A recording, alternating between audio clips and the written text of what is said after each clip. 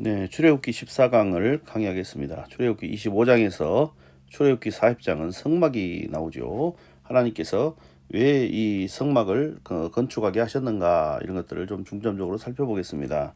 여러분, 하나님께서 성막을 건축하게 하시는 그 첫 번째 이유는 바로 그겁니다. 하나님이 누구냐죠. 하나님이 누구냐. 두 번째로 이스라엘 민족에 대한 건데, 이스라엘 민족이 애굽에서 종으로 살았지 않습니까? 이제 종에서 하나님의 자녀가 됐잖아요. 그래서 하나님 자녀로서의 그런 선민으로서의 정체성, 아이덴티티를 확립하는 것이 무엇보다도 중요합니다. 이제부터 너희는 바로 왕의 종이 아니라 하나님의 자녀다. 이것을 알려주기 위해서 성막을 만든 겁니다. 성막을 통해서 너희들 하나님의 자녀들이니까 하나님에게 예배를 드리면서 살아라.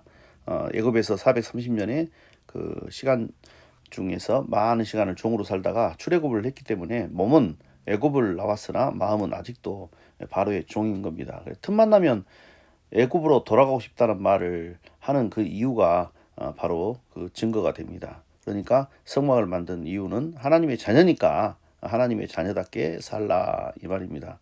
그 왕자와 거지 이야기가 있잖아요. 왕자와 거지가 옷을 바꿔 입었다가 왕궁에서 쫓겨나서 온갖 고생을 하지만 단 한 번도 왕자는 자기의 그 위엄을 버리지 않습니다. 그것이 바로 정체성이에요.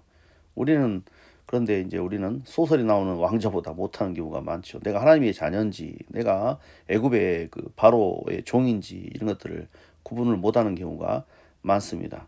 그래서 하나님께서는 시내산에 이스라엘 백성들 도착한 후에 각종 율법과 함께 언약을 체결한 것입니다.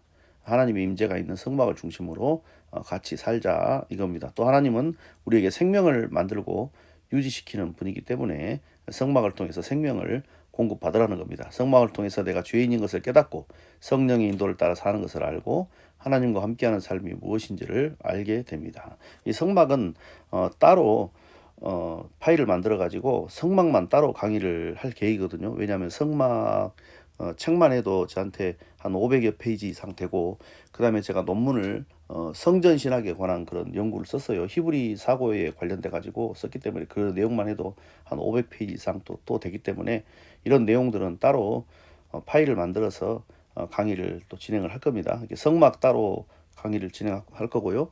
그 다음에 이제 성전 신학에 관한 연구, 제가 이제 논문 쓴 거, 박사 논문 쓴 거, 이것들 따로 파일로 해가지고, 모르겠습니다. 한 50강 이상 될지 모르겠는데 그렇게 다시 만들어서 강의를 할 겁니다. 그 다음에 지금 하고 있는 이런 광야 교회 관련된 거, 출애굽기 관련된 거, 이런 내용들도 겹치지만 않는다면은 따로 이런 것들도 파일로 만들어서 영상을 만들 계획입니다. 자, 하나님께서 성막을 만든 그런 목적에 대해서 오늘 우리가 강의를 들었습니다.